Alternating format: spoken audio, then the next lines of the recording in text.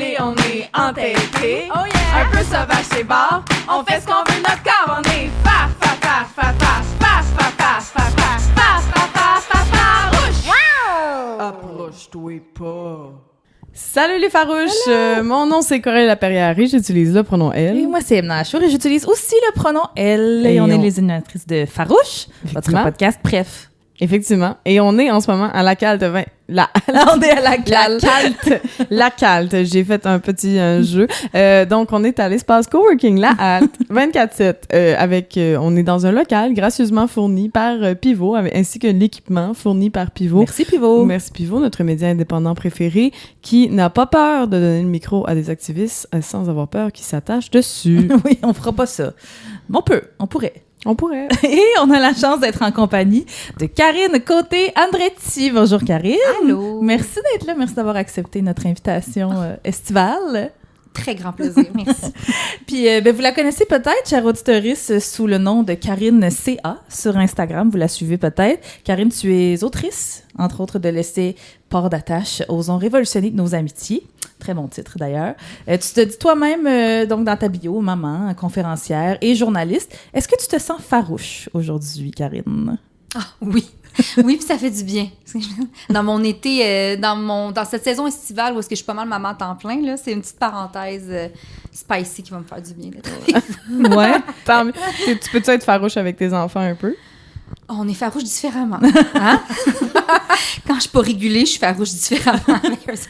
Ouais, on aime ça de poser cette question-là, tu sais, parce que Farouche, c'est un podcast féministe à la base, bien sûr, intersectionnel le plus possible. C'est comment être féministe et être maman? Est-ce que ça challenge? Est-ce qu'il y a des contradictions là-dedans? Ah, mon Dieu! Ben, la première affaire qui me vient en tête, puis je réalise, je reviens de vacances dans le Bas-Saint-Laurent, où tout ce qu'on a fait pas mal, c'était au bord du fleuve, à escalader des roches, puis tout ça, puis... comment que j'agis avec mes enfants, comment qu'avec ma fille, je l'encourage comme à dépasser ses limites, puis let's go, run wild my child, puis tout ça, puis qu'avec comme mon fils, je suis plus... il y a comme un double standard des fois, comment que je suis avec mes enfants, bien malgré moi, que je veux vraiment que mes fils prennent soin, soient à l'écoute, puis que ma fille... soit... tu veux comme renverser les clichés. C'est ça, là. exactement. Ça, je m'en rends compte. C'est vraiment malgré moi. Tu sais, je pense que en vouloir... Je sais pas. Puis... mais sinon, c'est pas mal la seule façon... Tu sais, je veux dire, avoir des enfants en date d'aujourd'hui, c'est un acte de résistance, puis d'espoir et d'optimisme assez ultime, là. Fait que, tu sais, c'est certain que pour moi, ça venait avec une éducation de comme le monde est beau et il y a de l'espoir, puis vous allez être sûr, tu sais, vous allez hériter de quelque chose qui va faire du sens, puis vous allez être... Fait que j'ai comme pas le choix, c'est imbriqué dans pourquoi je suis devenue mère, fait que... Mais c'est pas évident. Ouais. Puis ils ont quel âge, tes enfants? 7, 5 et bientôt 3. OK. Ouais. Wow. Puis est-ce que t'es dans les... puis mon Dieu, je vais le dire, puis ça va sonner, mais... Suis-moi là-dedans. Oui. Est-ce que tu es dans le mindset de mes enfants, ça se pourrait que ce soit eux qui sauvent le monde, ou c'est plus... Non, moi, je vois un espoir autre. Je pense pas que nécessairement mes enfants vont guérir le cancer, mais j'ai pas fait des enfants pour ça. Parce que, tu sais, nous, on en parle souvent, Coralie et moi, on est en réflexion de « on veut-tu des enfants? » Moi, j'ai pas mal décidé que ça allait être un non, juste parce que tout m'angoisse autour pour l'avenir, tu sais. Puis là, t'entends tout le temps... Kevin qui veut mettre au monde Kevin Junior parce que mon Kevin Junior, ça se peut que ça soit lui qui sauve le monde, tu sais. On est comment? Je sais pas si c'est la bonne réflexion à avoir, tu sais. Oui, non. Je m'attends pas à ce qu'il sauve le monde, mais je m'attends au moins à qu'il se fasse un pas de plus en avant que moi, tu sais. Qui ait déjà déconstruit des affaires par rapport au succès, au bonheur, puis qui vive différemment, qu'il fasse des choix différents, je pense, en étant vraiment plus conscient, bienveillant, généreux, attentionné. Tu sais, pour moi, la gentillesse, c'est vraiment quelque chose que j'essaie vraiment de mettre de l'avant. Fait que je veux pas leur mettre la pression de tout changer, mais définitivement, je veux qu'ils soient plus...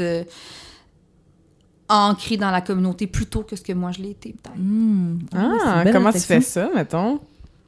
Comme concrètement, parce que c'est ça, là, t'as écrit Port d'attache, c'est sûr qu'on va parler de communauté aujourd'hui, là, puis je pense que c'est un peu le thème quasiment de nos épisodes estivaux.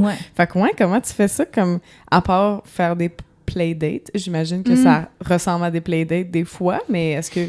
Ben, c'est parce que pour des enfants, c'est tellement facile. Ouais, ils ont comme pas les espèces d'étiquettes, les appréhensions. Ils vont quelque part. Puis, moi, je leur dis des amis étoiles filantes parce que sinon, ils prendraient le numéro de tout le monde. Puis, comme, on passerait notre vie à parcourir le Québec pour revoir nos amis. T'sais.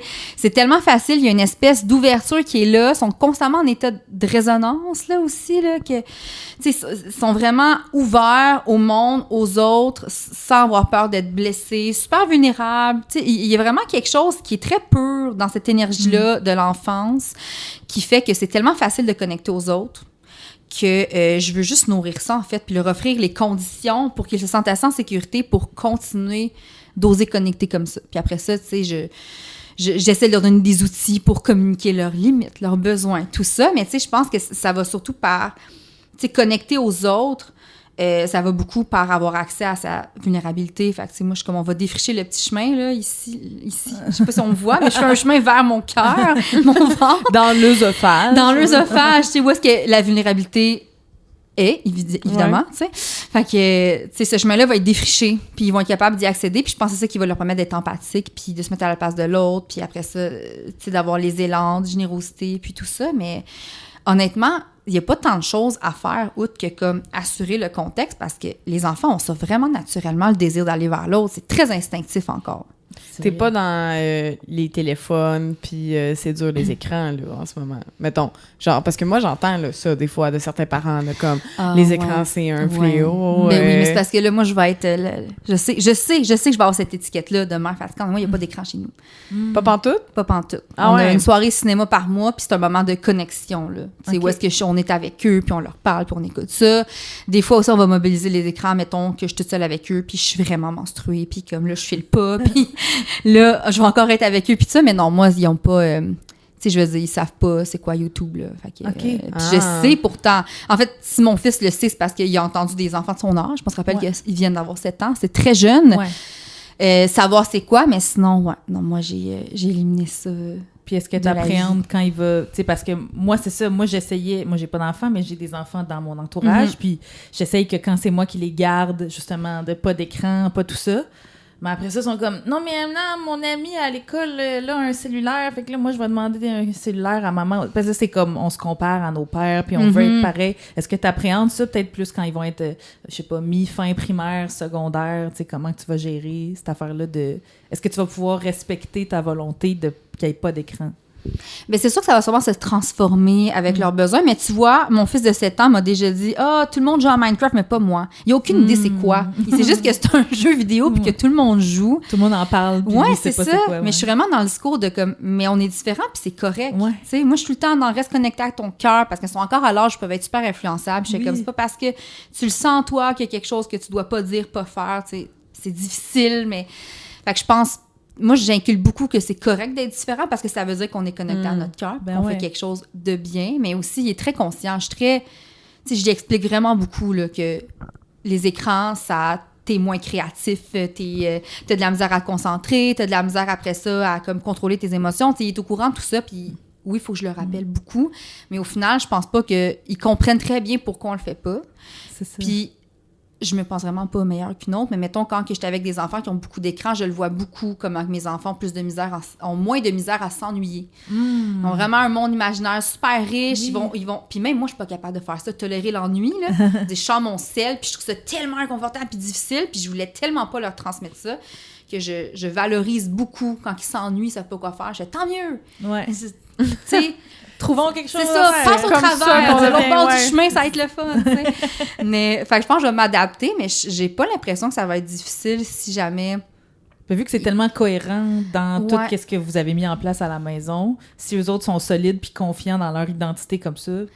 J'espère, en tout cas. Ouais. Je cultive le lien d'attachement. Puis... C'est tellement drôle parce que là, on est tout le temps en mode réflexion. Puis là, on a eu 2 mères qui sont comme « Oh mon Dieu, c'est fantastique être maman, c'est révolutionnaire. » Puis je suis comme... Mais là, c'est une troisième, je vais peut-être aller me magasiner une banque de sperme. Non, c'est ça, genre, t'as les ovaires qui se font aller. Juste comme... Je pense qu'on est beaucoup entre amis. Nos amis ont pas d'enfants. Tu sais, genre, toi, t'as ta famille qui a des enfants. Nos amis ont proches, par exemple, n'ont pas d'enfants. Fait que je pense que ça vient jouer. Moi, en tout cas, mes ovaires frétillent en ce moment. Mais il y a quelque chose de super riche, hein. Moi, mes amis pas d'enfants qui veulent être impliqués dans la vie de mes enfants, tu sais, il faut pas... Moi, je trouve ça super important. On parle tout le temps de villages, là. Les Vraiment, villages, ouais. c'est beaucoup aussi les personnes qui n'ont pas d'enfants autour de soi, pour peu importe la raison, C'est mais vrai. ils les aiment quand même, veulent un lien avec eux. Pour moi, je trouve ça super précieux. Puis ces personnes-là sont... je les mobilise dans ma vie. Ils sont quand même en contact. Puis je pense que ça les nourrit aussi d'une autre Oui, façon. ben oui. Moi, c'est 100% ce qui Ouais. m'a fait que j'ai été en paix avec le fait de ne pas avoir mes propres enfants. C'est de me dire, ben, je vais constamment être entourée d'enfants, puis je vais pouvoir participer à la vie d'enfants autour de moi. Tu sais, je veux être la tati que genre la mère appelle ou le père appelle quand ils ont besoin d'aide, puis ou de la juste qui vient souper un mardi soir avec eux autres parce que moi, j'ai pas d'enfants, j'ai pas d'école demain, j'ai pas... Fait que je peux venir à tout moment. Tu sais, moi, ça me va comme... Identité, ça a été rough. Me rendre jusque-là, parce que toute ma vie, j'étais sûre que j'en voulais, mais on dirait que je suis confortable avec cette identité-là de la tati cool qui revient chez eux puis que c'est silencieux.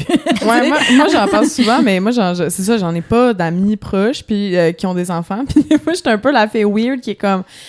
Tu sais, genre, qui voit un nouveau bébé dans les amis proches, puis je suis comme... Est-ce que t'as besoin d'une gardienne?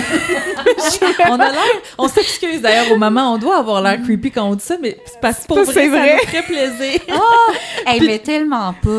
Puis on dit moi j'ai goût de dire un salut à Isabelle qui nous écoute, une de nos Patreons, qui m'a amené, elle voulait venir à mon show cet été, puis elle a demandé à Emna, tu veux-tu garder les enfants? J'en avais déjà parlé que genre, envoyez-moi vos enfants, ça me fait plaisir, mais j'étais comme, mais moi aussi je vais au show à Coralie, fait que je peux pas plus. Mais oui, c'est... Je sais pas, je sais pas, moi, des fois, j'ai tellement d'empathie pour mes amis parents, puis je sais que c'est un choix qu'ils ont fait, puis c'est un choix que moi, j'ai pas fait, puis ça fait qu'ils sont plus occupés pendant les, je sais pas, 10 premières années de la vie de leurs enfants. Puis je les vois être débordés, puis des fois, je suis comme, hey, je peux-tu venir, je sais pas, faire la soupe pendant que, comme, tu sais, t'as un bébé dans le bain, un bébé avec qui tu fais tes devoirs. Tu sais, je veux... Mais je comprends aussi que c'est peut-être dur pour un parent dans sa routine de laisser rentrer la tati qui est bien motivée, là, je sais pas. Oui, mais il faut. Ça, c'est le Ouais. problème qu'on n'accepte jamais d'aide. Le premier réflexe, c'est tout le temps comme, non, je suis correcte, je vais le faire toute seule. Pourquoi? Ouais. Tu sais? C'est très à déconstruire, mais c'est le fun d'entendre ça parce que, hey, il y a tellement de montée de l'intolérance des enfants en ce moment. Ouais. Ouais. Beaucoup en Europe, mais moi, je le constate vraiment aussi au Québec. Là. Puis, tu sais, c'est tellement normalisé de dire que moi, j'aime pas les enfants. Puis, je suis comme, aïe, aïe! Ouais. Qu'est-ce que t'aimes pas? C'est quelque chose, dire ça. Ouais. Tu sais, on dirait ça d'un autre type de population. Moi, je les aime pas, puis j'aime pas ces personnes-là. Je veux pas qu'ils viennent à mon mariage. je veux pas les voir. Je veux Ouais, pas qu'ils c'est soient ça, je veux dans mon avion, dans Ouais, mon vol avec je veux moi. pas de vol avec ces personnes-là. Je veux pas aller au resto puis qu'ils soient Ouais. là. Ouais, ça, c'est quelque fascinant chose. quand même. Ouais, ça démontre vraiment la place de l'enfant dans la société puis comment qu'on les voit comme des sous-humains, des humains Ouais. de seconde classe. J'ai l'impression que c'est... Puis là, je suis sûre qu'il y a du monde qui sont mal intentionnés quand ils disent ça puis que foncièrement, sont juste morts en dedans. Je sais pas, là, ils aiment pas les enfants, mais je pense qu'il y a une partie peut-être des gens qui disent ce discours-là, que c'est comme en réaction à, tu sais, notre sociabilisation de genre, la normalisation de comme, la vie est faite pour être vécue, de genre, tu te maries, t'as des enfants, puis tout est fait pour ça, puis des fois, il y a, tu sais, puis dans le sens, on valorise pas, mettons, les accomplissements des gens qui ont pas d'enfants. Tu sais, moi, je vois ça beaucoup de, là, dans une vie, on va aller au shower de bébé de notre ami, aux fiançailles de notre ami, aux anniversaires des enfants de nos amis.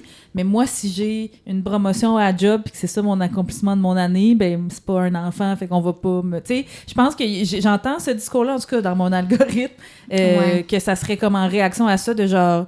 Est-ce qu'on peut déconstruire le fait que, hey, tu sais, même les gens pas d'enfants, on peut les valoriser puis les féliciter puis les célébrer, tu sais, de d'autres façons, ou que, je sais pas, des fois, il y a peut-être des gens avec des enfants que ils oublient un peu qu'ils ont des amis pas d'enfants, puis là, toutes les activités tournent autour de la famille. Mais moi, en même temps, je sais pas, c'est peut-être que j'ai la chance d'avoir une espèce d'équilibre dans mon entourage. Moi, je sens pas qu'on me force à genre, viens à la fête de mon fils. Viens, comme j'ai des activités, tu sais, je sors avec encore mes chums de filles qui ont des enfants, puis sont encore des femmes, même s'ils sont des mères, tu sais, puis il y a ça aussi, là, de... Oui, hey, non. Oui, tu pourrais, j'ai l'impression que t'es comme... vas-y. Tu parles de dévaloriser les autres formes de succès, mais tu sais, moi, quand je suis devenue mère, j'ai vraiment réalisé, on valorise beaucoup la maternité, mais on dévalorise énormément les mères. Ah, Si on- aussi, ouais. Par plein de décisions de société qu'on fait, on les évacue de l'espace public, on les isole beaucoup, que ce soit, tu sais, il n'y a pas de place en garderie, on prend pas soin de leur santé mentale, on crée un fossé dont il est impossible de d'aller de l'autre côté, puis ça crée des dépendances économiques, de la violence, une dépendance à des relations qui sont toxiques, pas saines, ou juste dans lesquelles ils n'ont pas envie d'être. Les mères, il y a vraiment quelque chose de... On met tout en place pour puis dévaloriser beaucoup le travail qu'elles font, je pense, dans le prendre soin. Puis, je me rappelle, dans la pandémie, il y avait comme un discours... c'est comme à la fête des mères, je pense, que Québec solidaire avait comme fait un discours à l'Assemblée, comme « les mères, c'est elles qui tiennent en ce moment la société pour que ça puisse continuer. » Puis c'est fou, j'ai l'impression que ça a été oublié en 2 secondes, parce qu'après ça, non, pas plus de place en garderie, reste chez vous, on n'a pas besoin de toi ici, puis ici étant la société, tu sais. Ça, là, ça a été une grosse réalisation de comment on voulait vraiment beaucoup que je sois mère, mais comme, une fois que je suis devenue mère, moi, en tant que mère, on dirait que c'est pas... je ne suis pas une voix qu'on a envie de prendre soin d'écouter là, en ce moment-là. Ouais. Je sers beaucoup plus à soutenir pour que la roue du capitalisme continue puis qu'on enfante des enfants travailleurs. Ouais, c'est ça. Puis que, voilà. Puis tu sens-tu qu'il y a eu besoin que tu fasses un travail de... peut-être juste avant de devenir mère, mais tu sais, je sais pas, peut-être ta mère, ta grand-mère, quelque chose. Les exemples que tu voyais qui étaient dans un prisme plus traditionnel que t'es comme... Hey, moi, je veux briser le cycle de, justement, les mères font tout, puis on les valorise pas, puis tout ça. Y a-tu eu un travail à faire de j'étais ton encore côté? là-dedans. Ouais. Moi, c'était mon plus grand rêve. T'sais, moi, j'ai pas eu de questionnement. Là. C'est comme, je vais avoir des enfants, puis je me rappelle, j'étais très jeune, puis je disais à mes amis, là, moi, si j'ai 30 ans, puis j'ai pas de partenaire, j'ai des enfants toute seule. Ouais. C'est sûr et certain. Ouais. C'est sûr. Puis quand que j'étais enceinte, on en parlait même, j'en parlais avec mon amoureux, on se disait comme on avait vraiment des enfants consciemment qu'on voulait passer du temps avec eux. On voulait pas entrer dans la routine de on les voit rusher le matin, rusher le soir, fallait qu'on puisse travailler moins, passer du temps avec eux, puis tout ça. Puis au départ, c'était moi qui devais travailler plus. Puis là, j'ai accouché, puis ça a pris le bord. Je suis vraiment le cliché qui était de tout a changé. Puis c'est vraiment l'affaire la plus instinctive que j'ai faite de ma vie, être mère. Puis parce que malgré toute ta préparation... Faut que tu le vives. Là, non, c'est ça. Ouais. Puis il y a vraiment quelque chose. Puis moi, j'ai senti beaucoup la pression. Hey, vite, sois autre chose qu'une mère.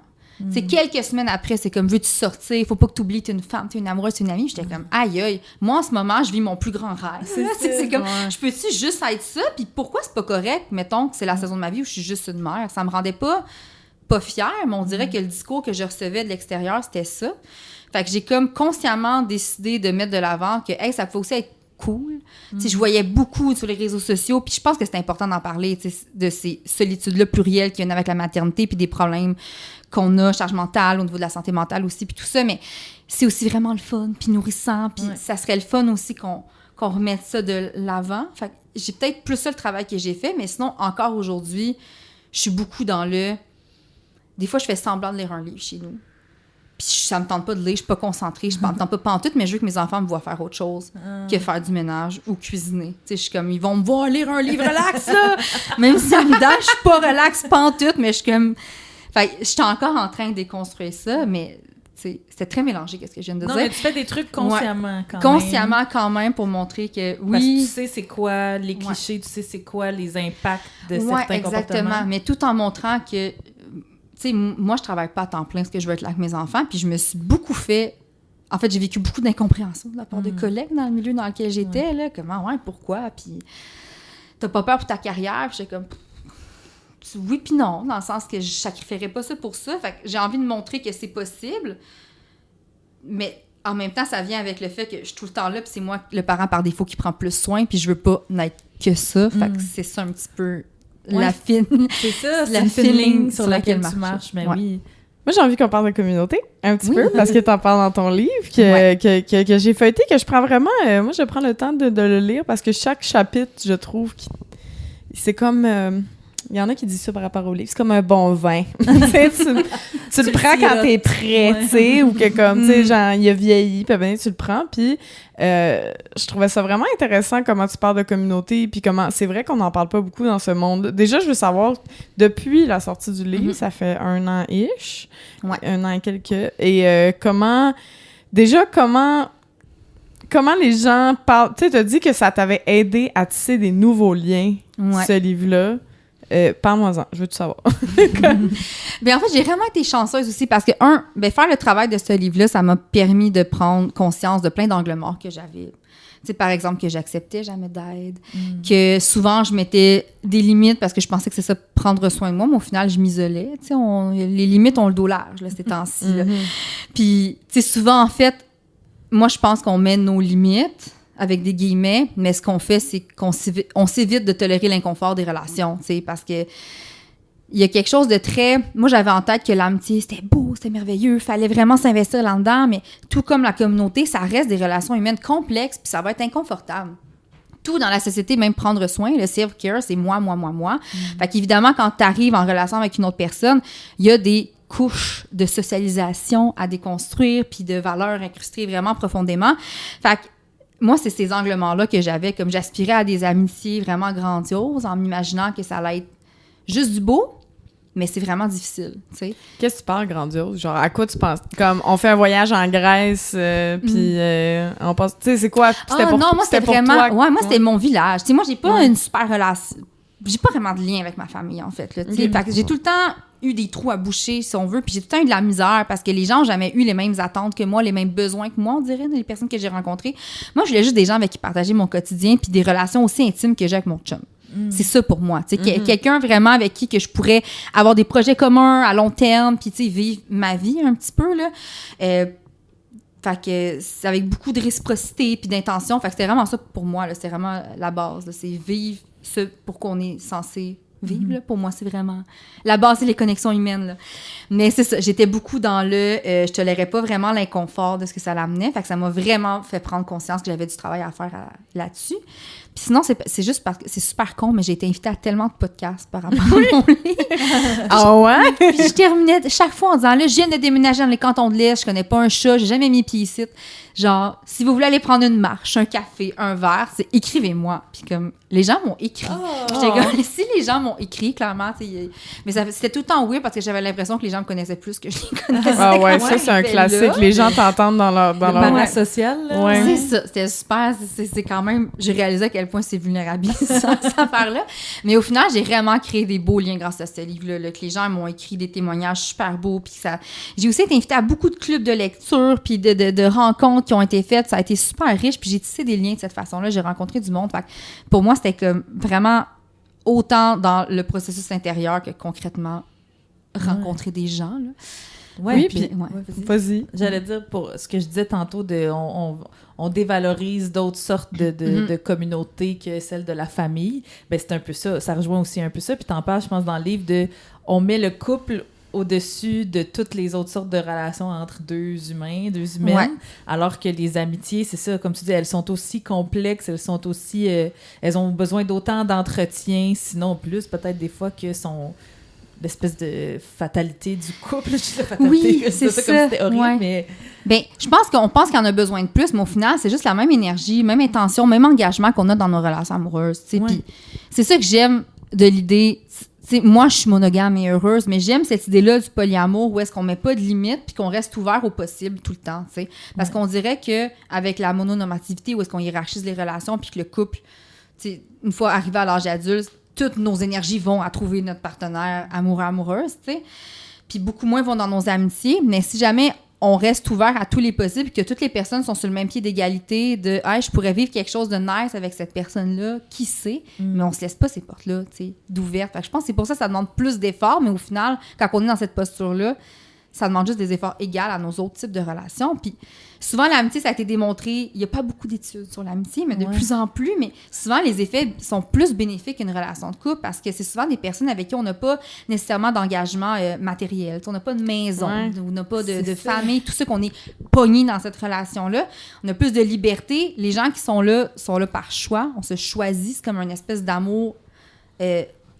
rassurant je suis choisie, cette personne-là pour moi. Ben, puis... Encore plus fort, dans le sens, il n'y a pas d'échange d'intimité de sexuelle, ou nos besoins primaires de genre fourniquer. Là, mais il y a beaucoup d'intimité physique, par exemple. Moi, j'ai rencontré plein de personnes qui sont comme ouvertes à « Hey, je peux coller mes amis puis quand même combler un besoin d'intimité physique. » Ouais, des câlins d'amis. Il y a quelque chose de plus... C'est ça, il y a plein de gens. J'ai été vraiment surprise. Plein de personnes qui disent justement que c'est après une séparation, qui ont comme commencé à explorer cette affaire-là avec leurs amis parce qu'il y avait des besoins, mais ils ne voulaient plus rien savoir d'être en relation de couple monogame. Ouais.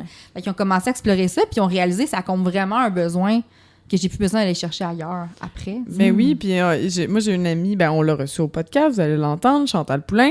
Elle disait qu'en séparation, elle a fait du co-dodo avec des amis, de juste comme, mais vraiment juste faire dodo ensemble. J'en ai t'sais. rencontré aussi pour mon livre, ouais.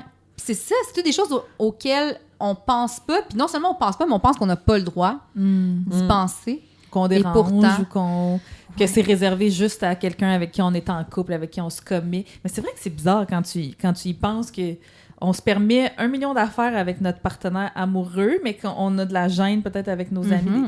Tu sais, moi, c'est ça, quand je me suis séparée, puis j'ai trouvé ça dur, tu sais, j'avais réalisé, mettons, qu'à tous les soirs, avant de me coucher avec mon ancien amoureux, on se disait bonne nuit depuis la première fois, tu sais, depuis notre premier jour de début de relation jusqu'à quand je suis partie de la maison. Fait que, tu sais, mes amis me disaient, Amina, écris-nous bonne nuit à nous. Tu sais, on va le faire, nous, cette routine-là, comme ça, ça te fait peut-être moins... C'est moins un clash, tu sais, au début de ta séparation, tu sais. Fait que j'étais comme, ça m'avait fait du bien, quand même. Ouais, puis je trouve ça drôle, l'affaire du matériel, parce qu'on dirait que, d'une certaine manière, ça nous rapproche... ou pas ça nous rapproche, mais c'est comme un contrat que tu signes avec en couple, ou même en colocation, j'ai envie de dire, tu vas faire plus de... Tu vas plus... te donner d'efforts parce que t'es comme c'est parce que le sofa ça va être compliqué à racheter, tu sais, comme dans le sens que comme vu que on dirait que se séparer ça vient avec d'autres tâches, j'ai le goût de dire, ou d'autres inconforts, on dirait que c'est pour ça que des fois un couple tu vas mettre des efforts parce que tu te dis là ça va être des tâches ne plus être avec cette personne-là, alors qu'un ami, vu que t'as pas vraiment quelque chose, tu sais, comme vous devez rien, mais genre t'as pas un chat en commun, t'as pas un appart, t'as pas un bail, on dirait que t'es comme, un ami, je peux pas leur rappeler, je peux laisser cette amitié-là mourir. On néglige un peu. Il y a moins plus, de conséquences. Ouais, j'ai l'impression que on dirait que on néglige, puis j'ai l'impression que c'est super matérialiste au final. Pourquoi on néglige les amis? Ouais. C'est ça qui... c'est aussi très dans la culture, là, tu sais, que ça va vraiment en bas de la liste. Puis on a cette idée-là que l'amitié, c'est un élastique qu'on peut étirer, puis ça va jamais se péter, que ça va comme revenir...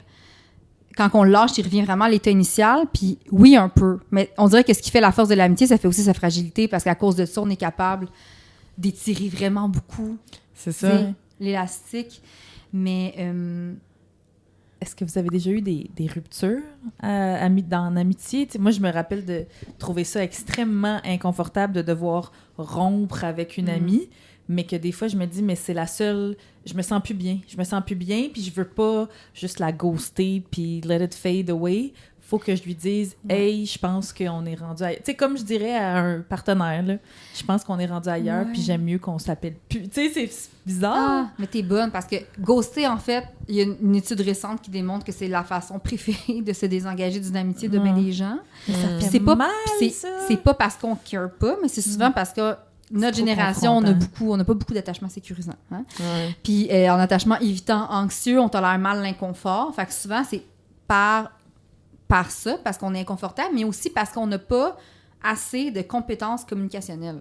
Oui, On ça, n'a t'en pas parlais appris ici. Ça, là, ça, pour moi, ça a été une révélation de comprendre ça. On n'est pas tous égaux face à comment on communique nos émotions. Non. Puis à cause de ça, c'est la raison numéro 1 que les gens ghostent. Ils savent juste pas comment le dire. Ils savent même pas. Mais je pense aussi que, tu sais, tantôt, je parlais de vulnérabilité. Comment nommer quelque chose que tu ressens pas, que tu n'as pas de place, auquel tu n'as pas accès. Fait que tout ça, c'est comme entremêlé, mais ouais, fait que les gens vont beaucoup ghoster, comme un très, très grand pourcentage. Puis c'était une étude très récente là, au Québec, en plus, à l'Université de Sherbrooke. Ben oui, puis moi, ce chapitre-là dans ton livre, justement, moi, ça m'a fait du bien parce que j'ai vécu une genre de rupture amoureuse. Pas de ghosting, mais je pense que tranquillement, Amical, pas vite... amical, mon Dieu. Mon chum, il l'apprend maintenant en montant. On vit une rupture amoureuse. Amoureuse.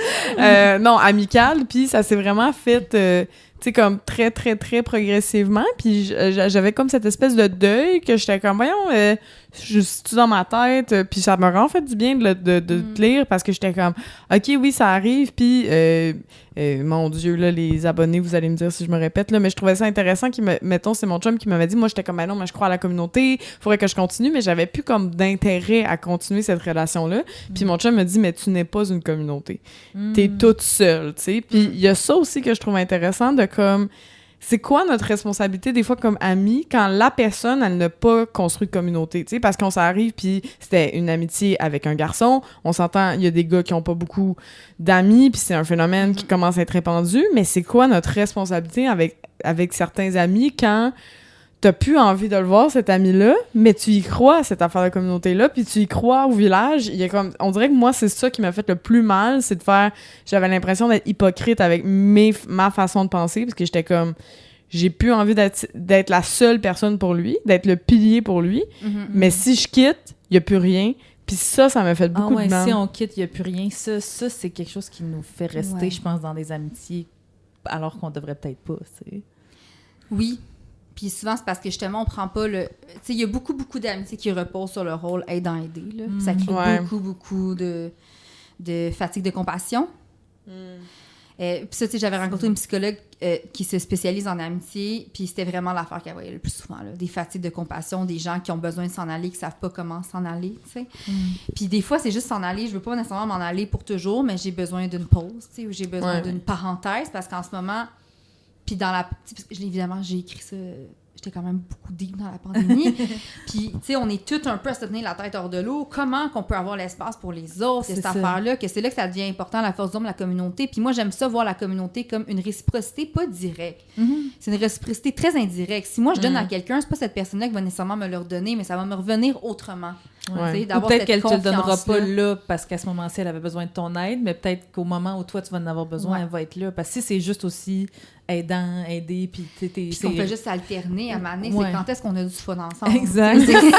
Ou quand, tu sais, moi, j'ai vécu ça aussi, des amitiés où est-ce que j'étais la seule personne qui aidait, puis justement, je connaissais pas cette expression-là, fatigue de compassion, mais je relate beaucoup. Puis là, quand la fois, tu sais, moi aussi, je suis pas quelqu'un qui demande beaucoup d'aide et tout, puis là, la fois où je suis à terre, là, ma grand-mère est décédée, là, je suis une loque humaine, là, la personne, elle est jamais là pour moi, là tu fais comme, OK, je donne pas en espérant avoir un retour, mais me semble un petit un petit ça va-tu, t'es-tu correct, as-tu besoin de quelque chose, me semble ça serait le fun, tu sais. Oui, ouais, puis tu sais, le prendre soin, c'est très féminin, là, on s'entend, là, puis même... Je pense que j'en ai parlé en plus sur les réseaux sociaux. Je t'ai dit, j'ai rencontré comme Andréane Cormier, qui est chercheuse à York, puis elle s'intéresse à la responsabilité étatique des relations. Dans le fond, c'est quoi la responsabilité de l'État dans la création puis l'entretien de liens, tu sais?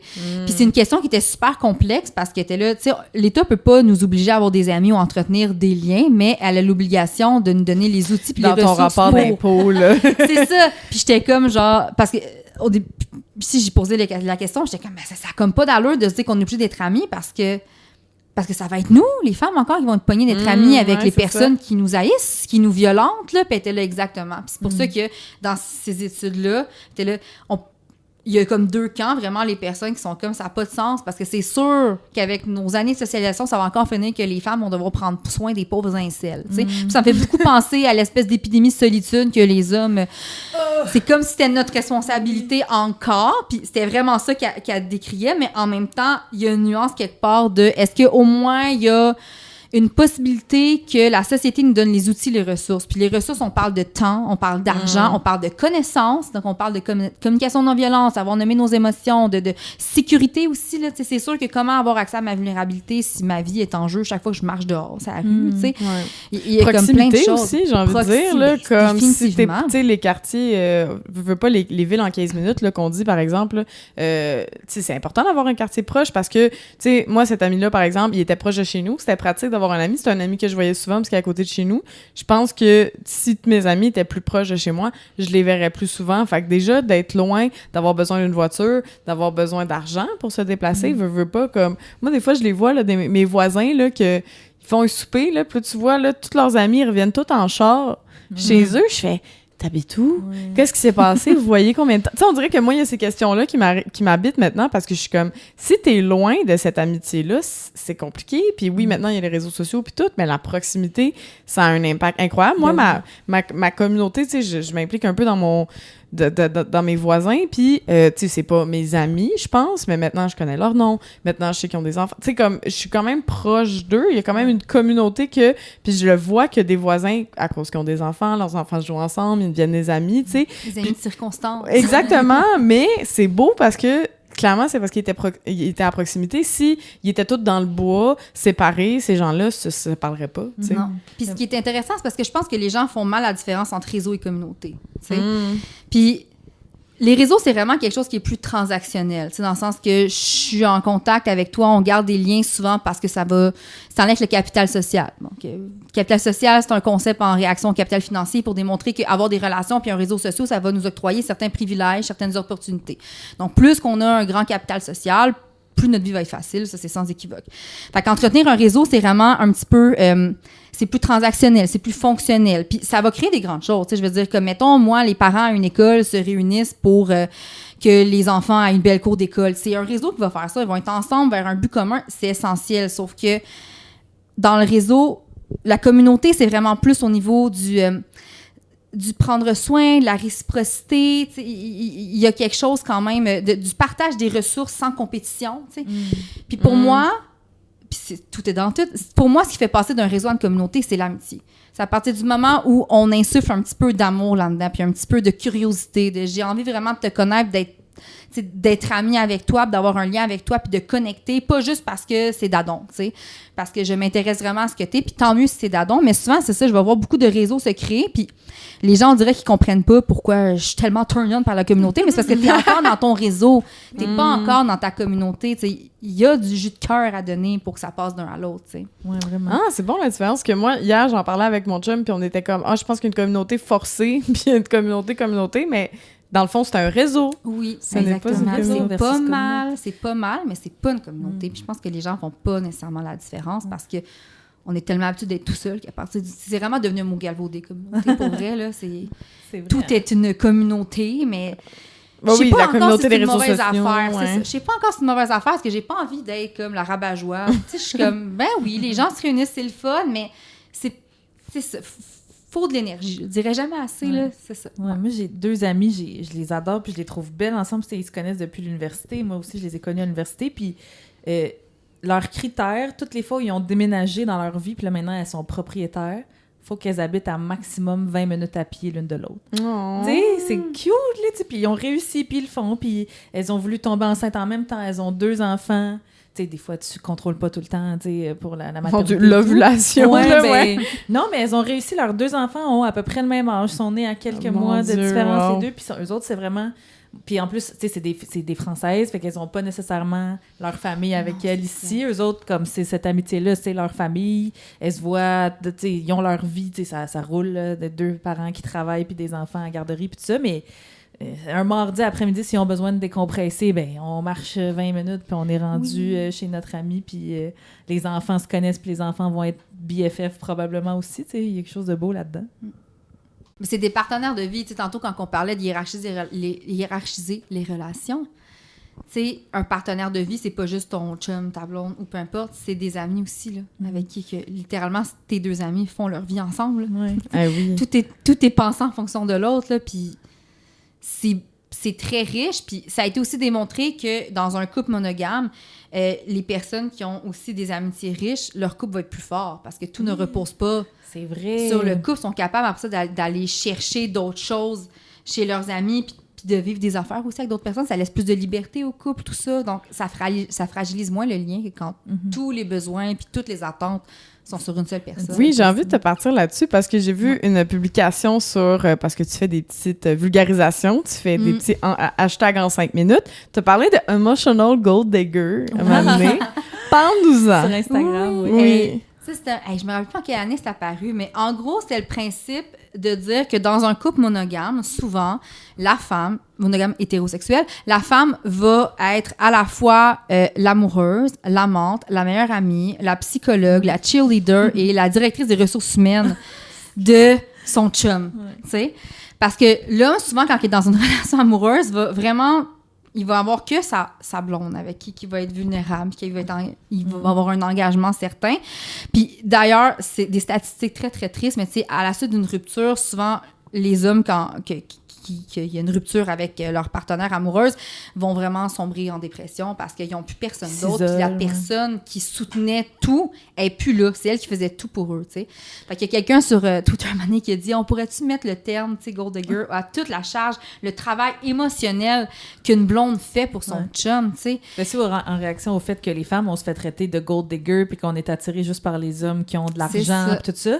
Mais on peut-tu parler de toutes les ressources que moi j'apporte à la c'est terre? Exactement ça. Ce que l'homme vient chercher chez moi. Ça, c'est d'être gold digger de mes Exactement. Et puis la séparation, là, c'est comme tellement une joke. C'est une joke souvent dans les séries, mais on le voit en vrai. Là, c'est comme le couple se sépare, la fille, elle sort avec le party, on s'en va au karaoké avec les chums de girls, puis genre, la vie sociale, on dirait, explose pour une femme qui devient célibataire, parce que ses amis sont comme « Oh my God, enfin! On va s'occuper de toi. On va s'occuper de toi. » Puis il y a comme puis le gars sombre dans une isolation. Là, tombe en dépression, parce qu'on dirait qu'il... Ben c'est ça aussi, c'est plus dur d'entretenir des amitiés. Puis il y a même eu un numéro humoristique, puis j'aimerais ça me rappeler de l'humoriste, là, mais je pense qu'il est anglais, en tout cas. Il disait que son père avait pas d'amis. Tu sais, je veux dire, comme, c'est sa mère qui avait des amis, qui avait des maris, puis ils devenaient amis de circonstance, tu sais, puis c'était comme ça. Puis quand les liens se rompaient, tu sais, toutes ces connaissances-là, ces amitiés-là disparaissaient en même temps, tu sais. Fait que c'est quelque chose de lequel on rit ou qu'on est conscient, en tout cas, depuis vraiment longtemps.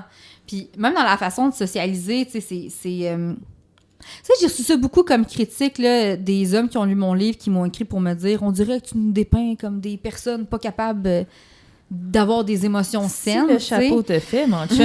Mais j'étais comme... Mais justement, je me semble que non. Tu sais, j'ai eu des témoignages super sensibles d'hommes qui aspirent à plus d'intimité, à des amitiés profondes, puis c'est difficile parce qu'ils n'ont pas le... On parlait de nommer... Ils n'ont pas le champ lexical, ils n'ont pas les outils, ils n'ont pas été socialisés de cette façon-là, puis il y a quelque chose dans l'intimité physique. Moi, pour vrai, j'ai parlé à 3... J'en ai parlé à beaucoup, là, mais il y en a 3 en particulier que j'ai en tête qui étaient là. J'aimerais ça coller plus mes amis de gars, puis crime, on dirait que l'homophobie, tout ça, ça fait en sorte qu'ils sont pas capables. Mon but, c'était... pour ça. Moi, j'ai de l'empathie, puis on en parle souvent parce que Coralie est une de mes seules amies avec un chum sain.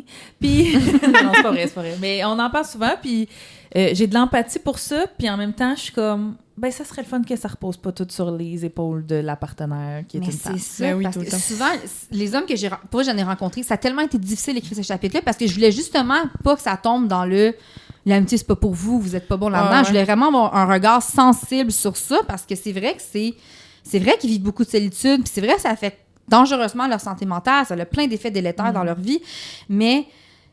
Tu sais, la majorité me disait, ceux qui étaient capables de me parler de façon vulnérable, parce qu'on va se le dire, c'est des témoignages quand même intimes que les gens me livraient, mais ils me disaient que leurs plus belles amitiés, c'était avec des femmes. Mais c'est ça, j'allais dire. Souvent, moi, j'en ai plein des amis de gars. Puis j'en fais souvent une joke, là, que genre, je suis féministe, j'ai pas les hommes, j'ai plein d'amis hommes. Puis c'est vrai, puis mes amis de gars ont des amis de femmes. Ils ont pas d'amis de gars, beaucoup. Alors que je suis comme, mais vous êtes triste pour eux. Mais en même temps, je suis comme, vous êtes tous des gars qui sont amis avec des femmes, probablement vous seriez amis entre vous aussi, que probablement vous aimez cette vulnérabilité-là. Non, mettre en contact. Ouais. Puis pourtant, là, tu sais, les gars...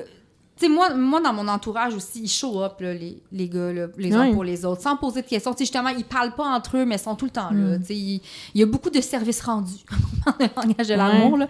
Ils sont beaucoup dans le faire, puis tout ça, puis ils sont beaucoup dans le côte-à-côte, là, tu sais. Dans les façons socialisées, il y a côte-à-côte, face-à-face. Face-à-face, souvent, on va attribuer ça aux femmes. Elles vont se parler, aller prendre un café, aller prendre un verre, avoir des belles discussions profondes sur plein d'affaires. Puis le côte-à-côte, c'est vraiment faire des choses ensemble. Aller au hockey, aller checker une exactement. Game de hockey. Jouer aux jeux vidéo. Puis je vois ça parce que mon chum, mettons, s'il sent pas bien ou que tes amis sentent pas bien, fait que moi, on s'en va jouer au badminton. On s'en va faire quelque chose, tandis que moi, ça va plus être comme, hey, viens, on va prendre un verre de vin, puis on va parler. Pendant 3 heures non-stop. C'est super intéressant, justement, parce que nous, tout le monde en général, avoir trop de face-à-face, ça tombe on tombe souvent dans un loop de catch-up friendship. Oui, on parle de notre vie plutôt que de la vivre ensemble. Fait que ça fait qu'il n'y a aucune vulnérabilité. On fait juste raconter comme « Ah, j'ai été vraiment triste. Mais là, ça va, je suis correcte. » Il n'y a pas d'intimité, il n'y a rien qui s'approfondit. On fait juste raconter nos vies puis se rattraper, puis on vit rien ensemble. Fait évidemment que même si je vais prendre 12 cafés puis je fais juste parler de ma vie puis rien faire, je vais encore craver d'amitié puis d'intimité parce que ça va pas être satisfaisant, tu sais. Fait qu'il faut faire attention, tu sais, les deux formes extrêmes. c'est pas bon. Pas bon. Mais le sentez-vous ça quand vous passez, tu sais, moi j'ai beaucoup d'amis de beaucoup de cercles différents, fait que je peux pas les voir en même temps, fait qu'il faut comme que j'étale quand est-ce que je vois mes amis. Puis des fois des amis que ça fait 6 mois que j'ai pas vus, à la fin, là, je me sens pas rassasiée parce que je suis comme on s'en est pas vu pendant 6 mois, on est allé prendre un café pendant 2 heures. Puis tout ce qu'on a fait, c'est comme rattraper les affaires. Mais on a-tu connecté? On a-tu vécu quelque chose ensemble? Là, moi, je pense que c'est pour ça que je travaille avec toutes mes amies. Moi, j'ai quasiment un problème, là. Genre, des fois, j'en ris, puis moi, je trouve ça triste, mais je suis comme... Toutes mes amies proches, je travaille avec. Tu sais, moi puis Emma, on est super proches, on travaille ensemble. Mon amie Madeleine était une des seules avec qui je travaillais pas. C'est rendu ma gérante.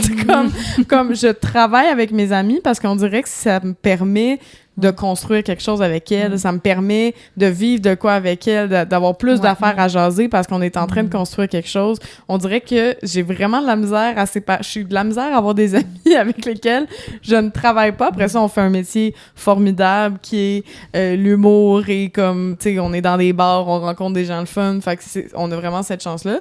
Mais ouais, moi, des fois, j'ai de la misère.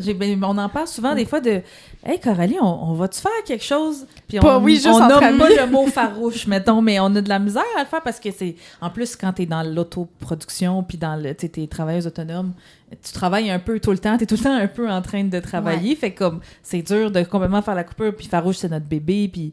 Mais comme des fois, je suis comme, hey, est-ce qu'on miss out on des affaires parce qu'on va pas une fin de semaine faire du kayak, là, je sais pas, on le fait pas, ça. Peut-être parce qu'on aime pas ça. Ça va être un lac à l'épaule farouche, mais genre au lac.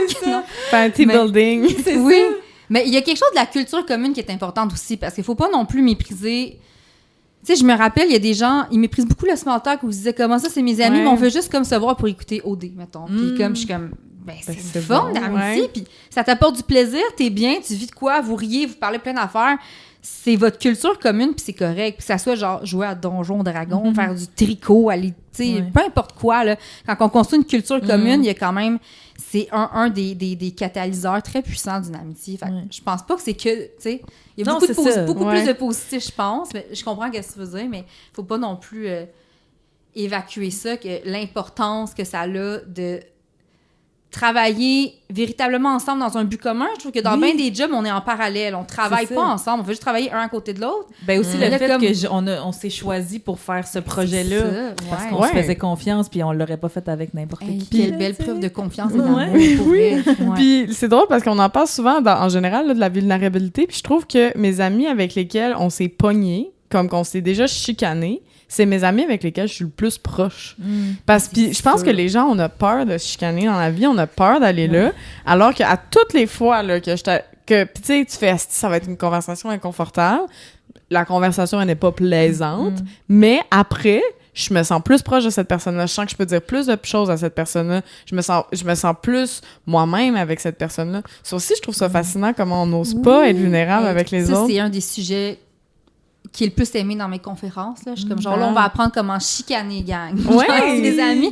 Oui, parce que souvent, on dirait que la personne avec qui on vit, on l'a d'en face tous les jours. Puis, fait que s'il y a un problème, il faut le régler. Sinon, ça sera pas le fun, tu sais.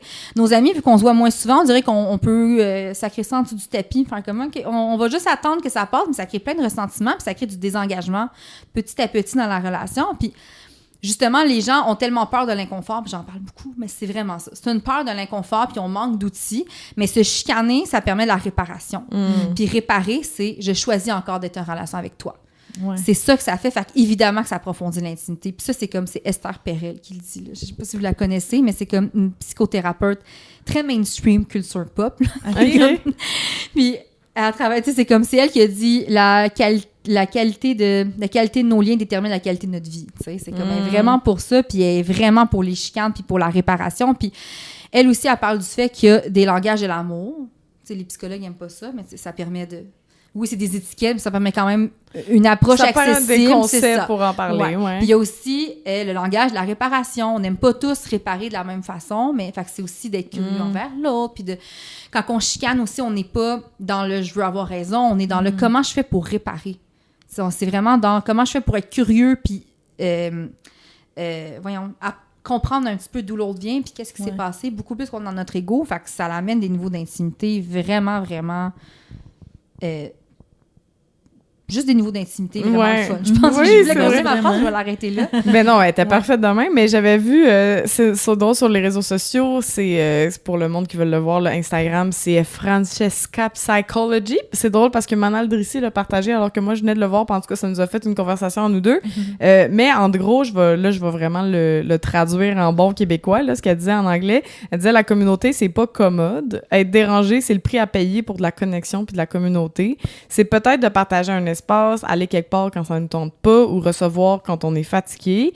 Puis on a échangé la pagaille de la communauté pour la facilité de la solitude, puis on a perdu des choses vitales en chemin. Puis je trouvais ça vraiment intéressant parce que c'est vraiment cet aspect-là qu'on en parle, tu sais, on va le voir souvent sur les réseaux sociaux, tout le monde veut un village, personne veut être un villageois. Puis on en a parlé un peu avec Manal, parce qu'elle me disait justement, parce que vous avez fait un souper de femmes non blanches, puis elle disait qu'elle était fatiguée, qu'elle était comme en mode « Hey, je vais choquer, je vais pas y aller », puis qu'elle s'est rappelé cette affaire-là, puis qu'elle a fait « Non, c'est pas de même qu'on construit une communauté, je vais boire un espresso puis je vais y aller », puis elle est venue, puis ça me fait rire parce qu'à toutes les fois qu'on a cette conversation là de comme « Ah, ça me tentait pas mais j'étais allée pareil », c'est tellement rare que tu le regrettes là. Non, mais ça c'est très rare, ça me tente pas, c'est je mets des limites dans le self-care, dans le moi, tu sais. Puis c'est drôle, je l'ai vu cette publication là, puis je l'avais enregistrée pour la partager plus tard parce que ça c'est mon sujet de l'heure en ce moment, romantiser la communauté. C'est faire comme si c'était beau puis facile. Fait que quand ça l'est pas, on dirait que c'est comme « Ah, c'est pas pour moi, puis j'ai besoin de retrait, puis tout ça. » Puis tu sais, souvent, pour moi, c'est aussi... j'ai trop d'affaires à dire là-dessus. Mais quand je vous disais tantôt, je le disais tantôt, hein, que ça demande des... Hey, là. Des outils? Faites-vous du montage? Oui! Ben, nous, neurodivergence, pensant à l'arborescence, on est là. La communauté, fait que quand c'est plus le fun puis beau, on dirait que ça devient trop difficile, on veut pas mettre du temps là-dedans parce qu'on s'imagine qu'on se protège. Mais comme je disais, on se protège pas, on fait juste éviter encore l'inconfort. Puis la communauté, ça demande vraiment de déconstruire tellement d'affaires qu'on a appris à faire tout seul. Puis oui, des fois... Tu sais, je le réalise, moi, en ce moment, c'est vraiment des efforts conscients que je fais.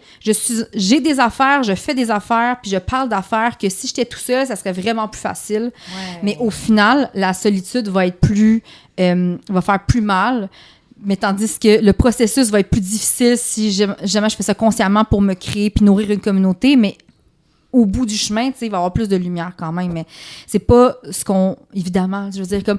Pourquoi il y a une épidémie de solitude depuis si longtemps? Ça fait des années qu'on l'écrit, ça fait des années qu'on dit que c'est la pire affaire sur la santé, que c'est comme l'affaire qui est à l'origine de la criminalité, la hausse du taux de suicide, des nombres de maladies chroniques, je veux dire, plein d'affaires. Mais tellement de choix de société entretiennent cette solitude-là, mais c'est parce qu'on veut pas qu'on... Tu sais, je veux dire, comme ces boogeymen, là, se rassembler, là, puis tout ça. Il y a tellement d'histoires que tu sais, vous en connaissez sûrement plein, là, des affaires, des histoires de communautés sur une rue qui marchaient. Je pense que c'était à Portland, aux États-Unis. Il y avait une communauté noire, justement, qui avait comme... C'était ramassé plein de commerces de proximité, puis tout le monde marchait, puis c'était vraiment une économie circulaire super nice.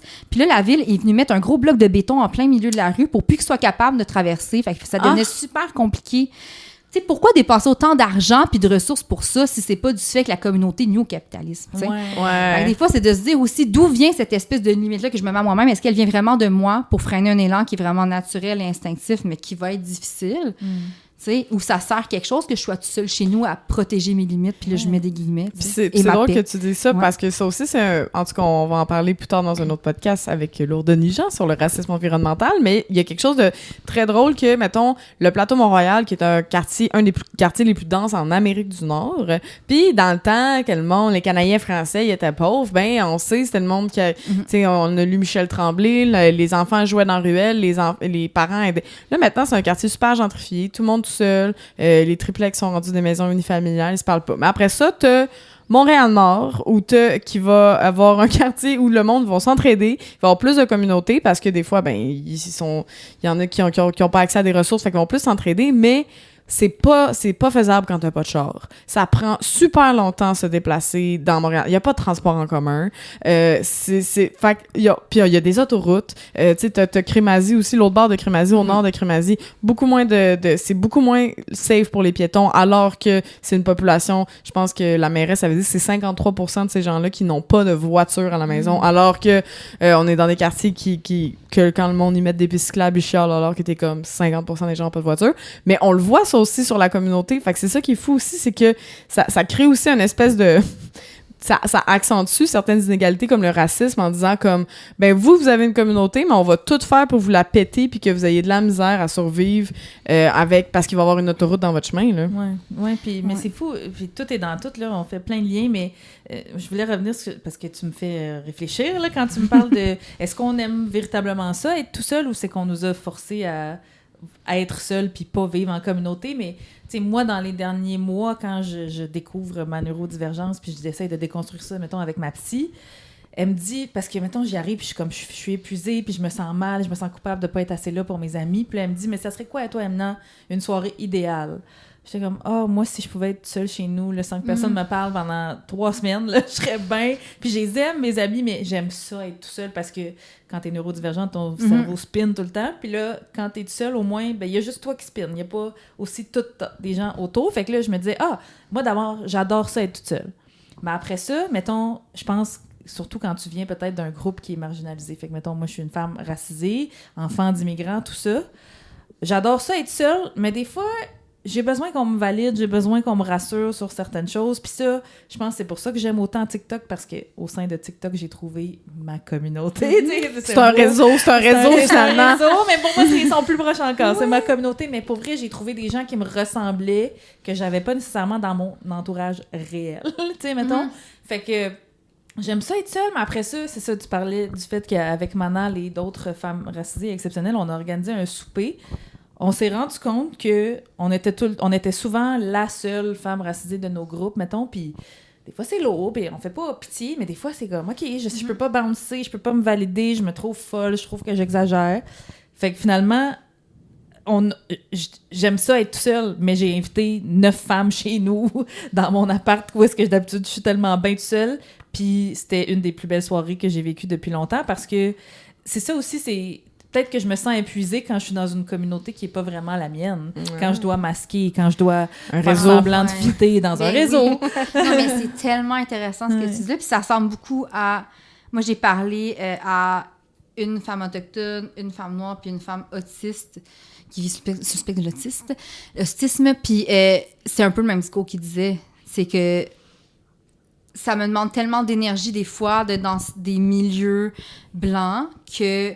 Au final, je m'isole, mais on dirait que c'est moi que je punis. C'est moi qui perds, ouais. Mais au final, c'est tellement épuisant. Fait que ça revient beaucoup. Fait que, c'est comme un cercle vicieux. Ça me ramène ça. Puis c'est tellement pertinent. Puis ça, c'était clairement des angles morts qu'on a. Puis ça me fait penser au fait que je trouve on dévalorise beaucoup, en tout cas, on méprise le fait d'avoir besoin de se faire valider par les autres. C'est comme si, non, moi, je me fous de ce que les autres pensent, puis je fais ce que je veux, quand je veux, puis je suis comme... Il me semble que c'est profondément humain de vouloir appartenir à un groupe puis de vouloir se faire valider. Tu sais, je suis comme, pourquoi? Il y a beaucoup de niveaux aussi. Il y a beaucoup de niveaux, genre, mais j'ai pas besoin de valider si mon T-shirt il est beau pour que je le porte, mettons, là. Ça, c'est peut-être un peu... Ouais. Mais valider une expérience que je vis puis je suis pas certaine puis j'ai envie de bouncer avec quelqu'un. Tellement important. Karine, il y a une question aussi qu'on a l'habitude de poser à nos invités en ces épisodes estivaux. C'est la question Belle et Rebelle. Parce que Belle et Rebelle, c'est le nom d'une boutique qui est sur la place de Saint-Hubert à Montréal. C'est aussi notre fabuleux commanditaire. Il nous aide avec le podcast. Puis ce qu'on aime beaucoup de cette boutique-là, c'est que c'est une boutique 100% féminine. L'équipe est toute femme composée. Et c'est une boutique qui encourage les artisans locaux, valorise les produits durables fabriqués dans le souci de préserver la planète. Code promo Farouche 15 pour votre magasinage en ligne, la gang. Et donc, on s'est dit, pourquoi pas poser une question à thématique Belle et Rebelle. Donc, la question est la suivante. Est-ce que toi, il y a des aspects dans ta vie où est-ce que tu appliques la notion de décentrer les hommes? Un peu comme l'ont fait les employés de Belle et Rebelle. Ou est-ce que tu insistes pour encourager des femmes alors que l'espèce de statu quo ou le neutre, là, ça aurait été de, je sais pas, écouter de la musique qui est faite par des hommes. Mais là, toi, t'es comme, non, I go out of my way, je trouve ça important, j'encourage des femmes. Y a-tu des aspects de ta vie où est-ce que tu fais ça? Ou tous? Tellement, Ouais. vraiment beaucoup. Mais le plus concret, moi, dans la vie, je suis, entre autres, recherchiste pour des émissions de télé, des émissions de radio. Puis je vais toujours privilégier, premièrement, des femmes racisées ou sinon des femmes, quand on cherche des panélistes ou des intervenantes ou quoi que ce soit. Puis même quand j'écris des articles, c'est quelque chose que j'ai très... C'est un petit nuage autour de moi tout le temps, là, que je me le rappelle. Tu cites des expertes femmes, mettons. Ouais. Exactement. C'est Pour moi, fou. c'est vraiment important de les mettre de l'avant. Mais tu sais, je veux dire, dans ma vie, tout le temps. Je veux dire, je cherchais, quand je me rappelle, je m'imaginais une écharpe de portage quand j'étais une jeune mère, puis j'étais comme juste, OK, c'est qui a cette compagnie-là, puis qui je veux encourager, puis tout le temps, c'est vraiment un réflexe que j'ai depuis vraiment longtemps, en fait. Ouais. Mais il faut qu'on l'aille, en fait, parce Ben que c'est... Si on se fiait... Parce que la société n'est pas neutre. La société est patriarcale. Fait que si nous... Quoi? On apprend ça à Farouche aujourd'hui. Fait que si on le fait pas, cet effort-là... Puis tu sais, je trouve ça super que nous, on le fasse entre nous. J'aimerais ça que les hommes blancs le fassent un petit peu plus aussi. Mais si on le fait pas nous, puis qu'on laisse la société aller, ben ça va toujours être un expert homme cité dans un article, un panéliste homme à TV. Puis ça va être... C'est ça qui crée la représentation. On en parle tout le temps, là, mais ouais. Ouais. Vraiment. Puis ça, tu vois, c'est un réseau. Mais c'est important. C'est un réseau. Moi, j'aime ça. La sororité, pour moi, là, c'est un réseau souterrain, on dirait.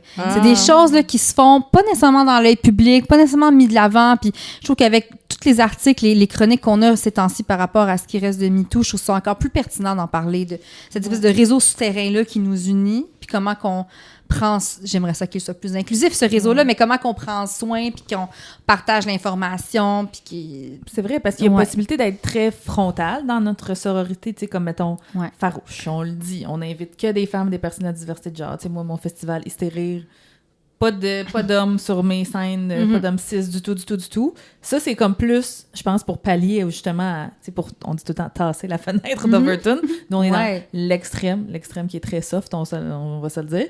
Mais aussi de le faire plus subtil, de genre, ah, c'est moi qui est en charge de faire la recherche pour ton émission, pour beaucoup les invités. Ça va juste être des femmes, t'es. Je t'ai pas dit, non, fuck les hommes. Je t'ai juste dit, moi, je Comme pense. si c'était tout naturel. Oui. Ouais, les Ouais. plus Pour pertinentes, banaliser ça. éloquentes, c'était ces personnes-là, Ben ouais. c'est toutes des femmes. C'est comme...